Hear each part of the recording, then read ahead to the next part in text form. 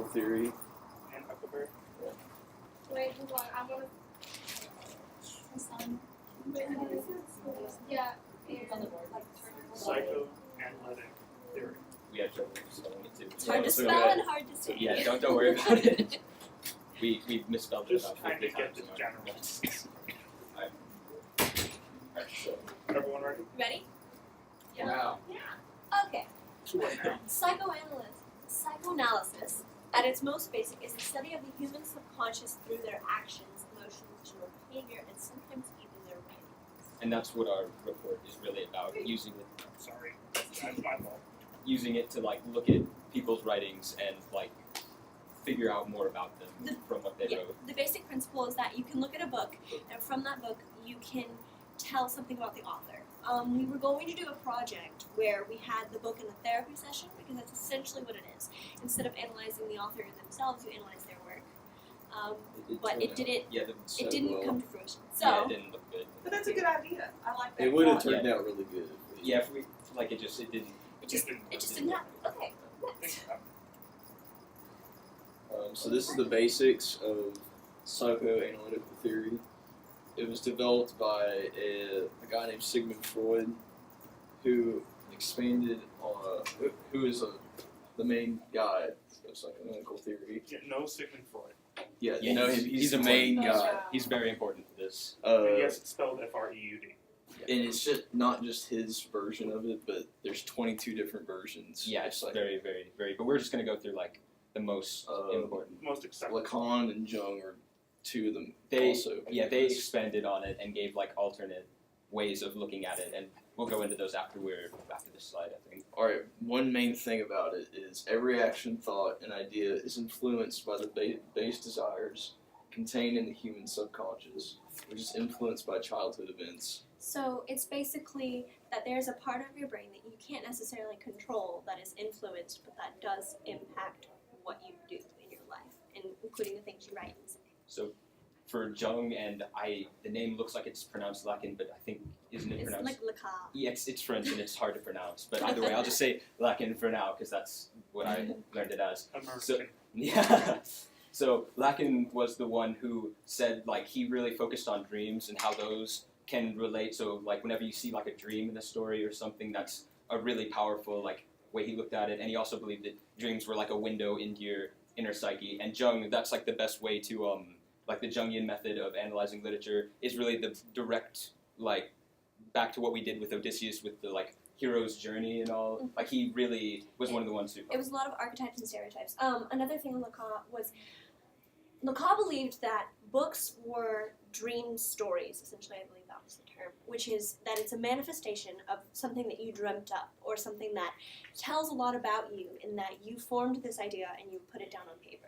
Jung believed in the collective unconscious, which means that I can write a story, but it's something that you all have thought at some point, I just happen to write it down, which is where the archetypes and everything come into. Yeah, that's where that like one story kind of deal is coming from. And Lacan kind of he like Freud wrote a book called The Interpretation of Dreams, and Lacan just kind of expanded on that. Freud was more of the opinion that dreams were the manifestation and that you had no control over them. Lacan was of the opinion that dreams were your way of working things out in your head subconsciously while you were asleep. So writing was the same sort of way. It was your way of putting it down on paper and being like, oh, well, instead of this happening, maybe this can happen, and things would change and evolve. And That's Sigmund Freud. Yeah. Where's the other? It's fine. That's the one. I got bored. I'm sorry. It happens. Okay, so this is one of the three id, ego, and super ego, which is the three basic tenets of psychoanalytical theory. The ego is one of Freud's earliest theories. Okay, well, That's the first one. We'll start with the id. It is the first one. The id, if you are in Latin classes, you'll know that it means it. It is, it's defined as the instinctual desires of the human mind. So it's basically base instinct, the desire for safety, food, water, all those things that are like if you have Maslow's hierarchy, I don't even know if you know what that Instinct. is. It's the bottom level. It's the part of you that you, Can't Austin, that you can't Maslow's control, hierarchy of needs. but that is always there. A great way to think of the id is like a crying baby. Like it doesn't really understand why it wants the things it wants, and it doesn't really understand even what it wants. It just knows that it wants something, and it's trying to get attention and trying to get it. Exactly. And said baby will come out of the crib to get food and Yeah. not even know why it did. But it's essentially the part of you that you can't control until The ego comes in, which is super ego. we went out of order. I did it super ego. okay. So the superego is the judgment sense of your Morality. theory, morality, and it's the sense of right and wrong. So, If we had to explain the ego first, it would make probably a little more sense. But that's just an error. Can you skip to ego and then come back? Yeah. Let's do Okay, that.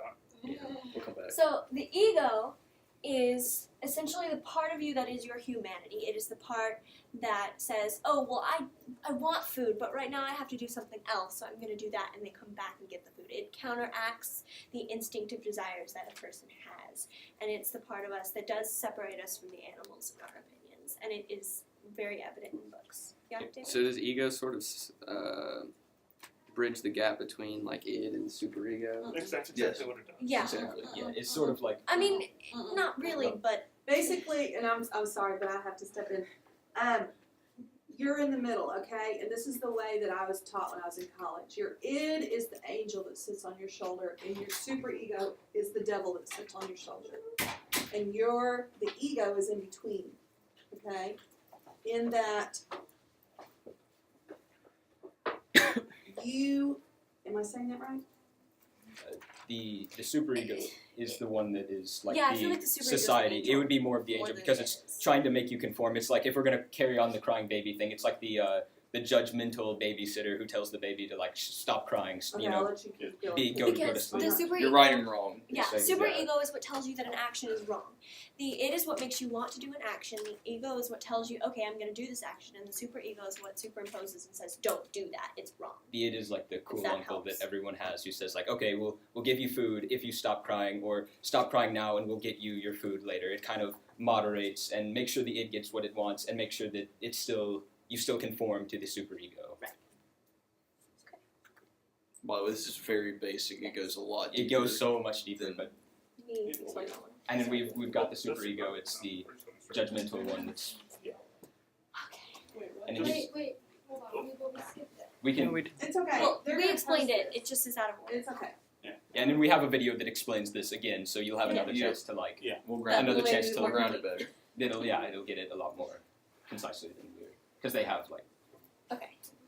No, just Alright, a little so- fun fact. yeah here's some Yeah, fun fact. interesting information that has to do with it. It turns out Mark Twain knew Sigmund Freud and went to Vienna with him. They don't really know what they discussed when they were in Vienna, but that's a definite like possibility that psychoanalytic theory was involved in Mark Twain, or Mark Twain was an admirer of Sigmund Freud's work at the very least. We can gather from that. It's assumed by many scholars that they actually read each other's main stuff, because this was before Sigmund Freud got really famous. Yeah, Mark really. Twain died before Sigmund Freud got famous, but some scholars think that Freud actually let Twain read some of his early manuscripts before he published them. Yeah, fun fact. And then this is a really interesting thing we found in the book. Mark Twain, like, up front writes in the middle, like, if you try to find motive in this, or if you try to find any meaning, you'll be prosecuted or shot. That's kind of, to us, that was like saying, whatever you do, don't look in this room. That's, and then what's the first thing you want to do? You want to look in the room. It's reverse psychology. It's almost like he wants you to try to analyze the book and try to see, like, where he's coming from and, like, how to analyze. It's also kind of like a warning, because if you do look into it, you are going to look at some things that you don't necessarily want to see. There will be things in that room that you don't want to deal with, which was the point of the entire book, for people to look at it and be like, oh, well, slavery, is that really right, or is that wrong? And then sexism and religion, and just, it was the way of confronting you with those ideas before you even knew that they were there. Once again, poking at you. With a sharp see- stick. Exactly.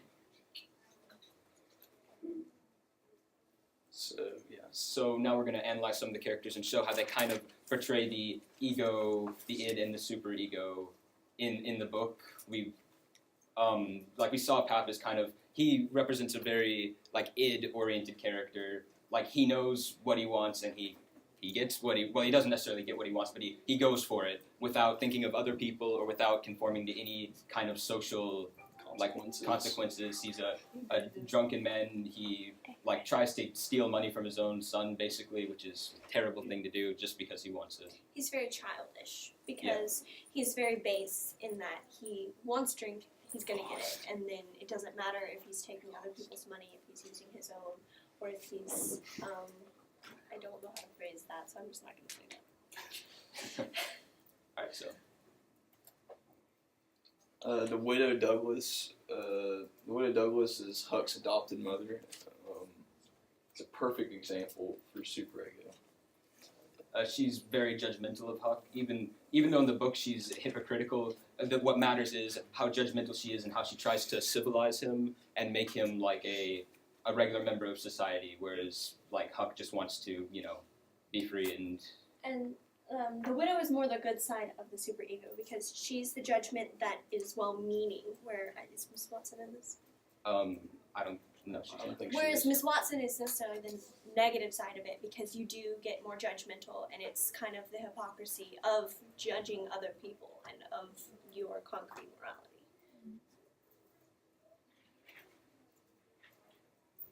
Jim is the ego, which is Very controversial. because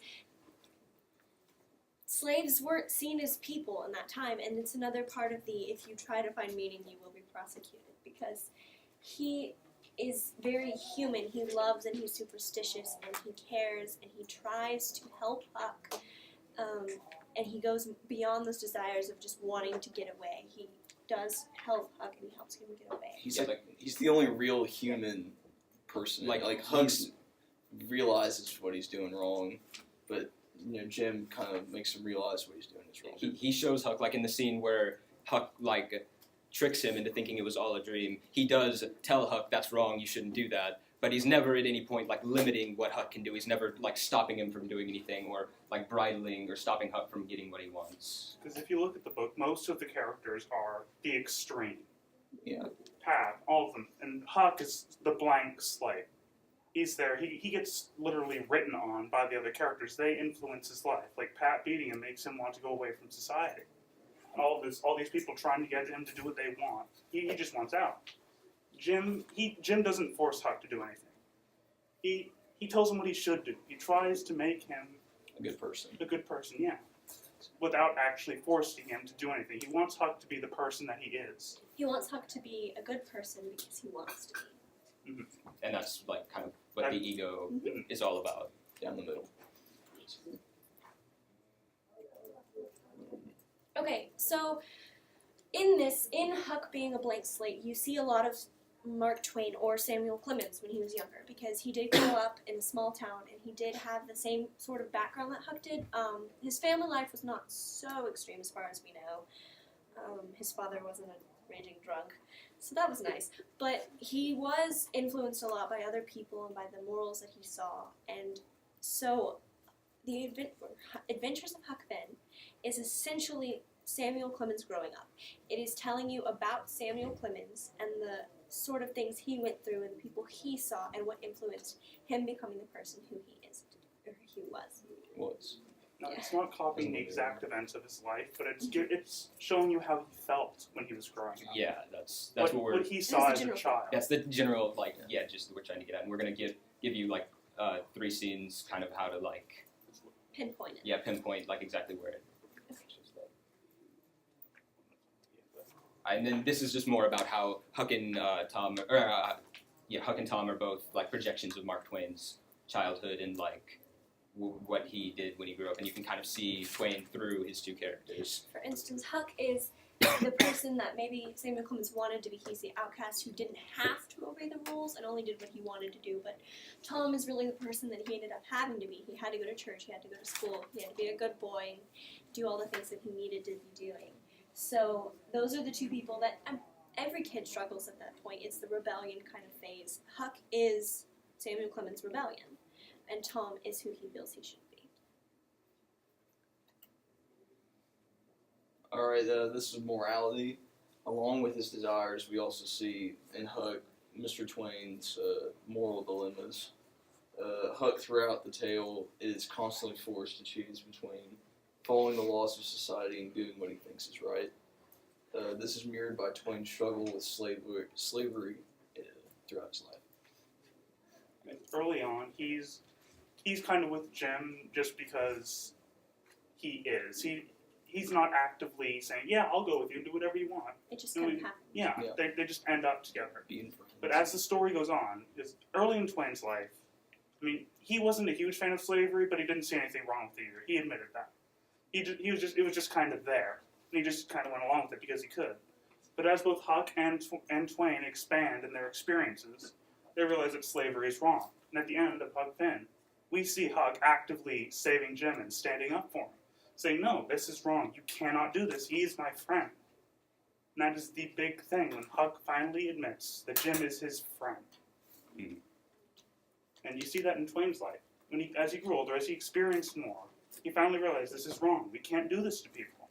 Even some of his short stories, like the one about the Chinaman that Brazos brought in, it was about the oppression that he saw and that he wanted people to change, or at least even realize it was there. So Huck and Jim are essentially him pointing out to the readers that this is here, you have to deal with it, I did, and you're going to have to step up and do it. Alright, so here's the first scene that we analyzed. In the opening, this is like the most blatant example of getting at the author through the book that I think you will ever find ever in a book. Huck literally calls Mark Twain a liar. I can't tell you how blatantly he put it there. The first sentence. Well, he says he got it mostly right, so it was dramatized in that it was a lie, but only sort of. So we see that Twain is willing to admit his flaws because he's very self-assured. He knows that those flaws don't make or break him, and we can see that through what he puts in the first couple of pages of his book. And a little bit, Huck is little Samuel Clemens talking to Mark Twain, because as you grow up, as you begin to see yourself when you were 8 is going to think drastically different of you than you think of yourself now, because when you were little, you thought, oh, I'm never going to do these things, but then you grow up and you find out that you have to, and you do.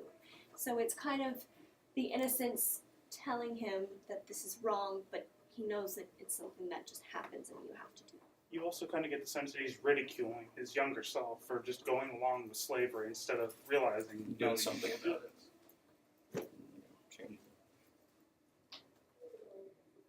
Alright, the second scene we saw, I know we said earlier that Twain's father wasn't a drunkard or wasn't that bad even, but we figured we could draw a parallel between Mark Twain's father and Pap from the book. Mark Twain's father wasn't bad, but he died when Mark Twain was still very young, when he was still Samuel Clemens, and he also died right before Mark Twain became an apprentice at a printer's office. So that was a really hard time for Mark Twain, and that could have led to him, even though he didn't even think about it, led to some bitterness or resentment for his father leaving when he did. So we see a very hateable, very absentee father in Pap in the book. And even before that, Samuel Clemens was primarily taken care of by his mother. He was the little favorite that everyone loved to hate a little bit. And his father wasn't there. His father was always at work. So there is probably some of that. And then his father died and just completely left him. And this PowerPoint has gone on for a really long time. This is a long-winded topic. We're sorry for being long-winded, but there's a lot to say. we talked about the crisis on the river. Yeah, this is Mark Twain was diagnosed with manic depression. So this is more not so much analyzing, but validating our other things that we've gathered from this. He was diagnosed with manic depression, and it is believed that manic depression is the result of an unstable childhood, which we know he had with his father dying and his taking a bunch of different jobs on the river. And we see that it's very evident in Huck's life that he has a very unstable childhood. He's traveling from place to place almost constantly throughout the book. So this further grounds the fact that Huck really is a mirror of Twain in the book. And throughout the book, Huck solves his problems. He comes and he sees the problem, and he, even if he doesn't go out there and end slavery for everyone, he does end it for himself, and he forms an opinion, which Samuel Clemens didn't do when he was younger. And this is Mark Twain going back to his childhood and writing an ending to it. It's giving himself the happy ending that he always wanted. All right, so now we have a very short, or do you want to show the video first? If you guys want to see a little better representation of the id, ego, and super ego, we have a little video, and then we have a short activity to show you. Can we hook up the speakers? Yes. So we can do both. I think. We can just show you. There's actually a diagram that they draw, so we can show you like the latter half of it, so you can just copy down the diagram because it's a little long of a video, and you guys have listened to us talk for a really long time, so you probably a little bored. Let me figure out something. So quick break. Oh, trust me, we've not gone deep enough. There's so much. Yeah, to there's say just about so it. much we can say about this that like. It's fascinating. Yes. I don't like I just probably started about We could have gone into that a lot. wait, started like keep going down. There's just not start- states that we want that. That's one of Freud's Perfect. No, I'm just saying in general. You mean about? Oh, Just, warning. There will be topics in here that we necessarily can't discuss in class because of the nature of Freud's work. Yeah, So okay, just alright. be aware of Yeah. that. We've skipped past the part where they talk about the things up there. You don't really need to worry about those three things. You just need to worry about. But it is involved in the topic also. So don't want to know, don't dive too deep. And we can look at this by looking at an iceberg. So let's break this down into two parts first. The top of the iceberg, which is shown up here above the surface of the water, is the conscious part of our mind. So this is everything we are aware of. And if that's the conscious, what do you think this bottom is? No. You said unconscious, you are right. So it's the unconscious mind. Now what do you notice? The unconscious is a lot larger than the conscious. You know that saying, it's only the tip of the iceberg that we see? Well, it's true. Most of our mind is hidden below the surface. Okay, let's go into the first structure of our mind. And that is the id. So the id is located down here in this compartment. And it's the unconscious part of our mind that makes up most of the mind. It's hidden below the surface. And it develops right after birth and demands immediate gratification. Now, the second part of this structure is the ego. So the ego is right here in this compartment. And it's part of our conscious and our unconscious mind. Okay, we'll see why that's the case in a little bit. But the ego is involved in our perceptions, thoughts, and judgments, and it seeks long-term gratification as opposed to the id's immediate gratification. And the third compartment, right over here, I'm going to try to fit it in, is the superego. Now the superego develops around the age of 4, and it's our moral compass, or our conscience. Don't get that confused with conscious. Conscience, a little tongue twister. Okay, so let's go back to these psychosexual stages I was talking about.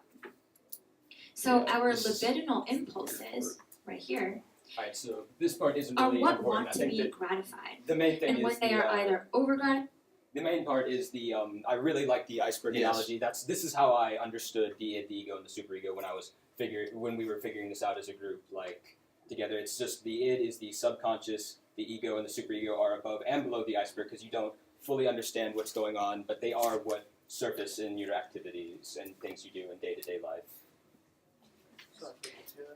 I don't think we need to watch the end of this. We've forced them to listen to our No. presentation for long enough. Oh, but we still have the poster. Yeah, we can still. We have a Still on the we- poster? We We still have- have the poster, but we only have to cover about half of it because We we have- put the other half of the house. Well, you can come up here and look at this poster at your leisure. We basically just summarized everything we've done so far on this poster. All right, Okay, then. so the 3 tabs that I do want to touch on are the different types of psychoanalysis. You can analyze the author, which is analyzing the author with the book as evidence. You can analyze the characters and try and put them down in your little mental therapist office and figure out why they do what they do. Or you can analyze the audience, and you can analyze why they find such a connection within the book and why they love it so much or hate it. The text is a little more concrete and a little more based, I think, on deconstruction because psychoanalysis psychoanalysis is never just by itself. It's often paired with feminism or reader something criticism. Sorry. The text is the symbolism and the language that is used. The universalist theories is kind of what makes people doubt psychoanalysis a little bit, because universalist theories are theories that completely ignore the culture, the people, the time, and the place, which is all people just want food. We know that to be true, but it doesn't necessarily have to be. For everyone, the sky is blue is not necessarily true, because there's different words, there's different ways of looking at it. It looks the same, but we interpret it in different ways. And that is gray on a cloudy day. exactly. And universalist theories are what lend psychoanalytic criticism a bad name. Alright, so for the very last part of our presentation, this will be quick, I promise. I kind of want to hear your opinions on psychoanalytic theory. Do you think that it's a relevant thing? Do you think that it works? Or do you even think that, like, every book you can find out about the author by reading the book? Is that, like, something you think is true, or do you think that this is all just, like, assumptions and, like, Theories. Yeah. Silliness.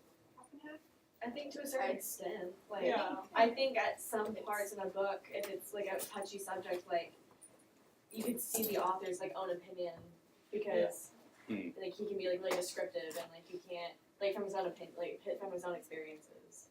Yeah. I'm just curious. Yeah, like what are whether some it's- other? Oh, go ahead. I know you can go. Oh, okay. What are some other like famous authors and books that kind of have implemented psychoanalytic theory? Do you know? We didn't go into We, that. we didn't look too deeply into it, but I'm sure, like, you can look at almost any book and find, like, almost anywhere, like, if you look at The Great Gatsby, for example, you can kind of feel from the theme of the book that there's kind of this distrust of people with wealth, and that, like, you know, most of the wealthy characters are either shown to be fraudulent or just flat out criminals overall, and you can...